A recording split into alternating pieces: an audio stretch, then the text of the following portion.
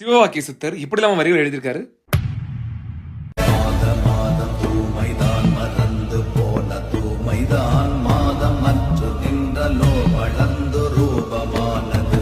நாதம் ஏது வேதம் ஏது நற்குலங்கள் ஏதடா, வேதம் போதும் வேதியா விளைந்தவாறு பேசடா.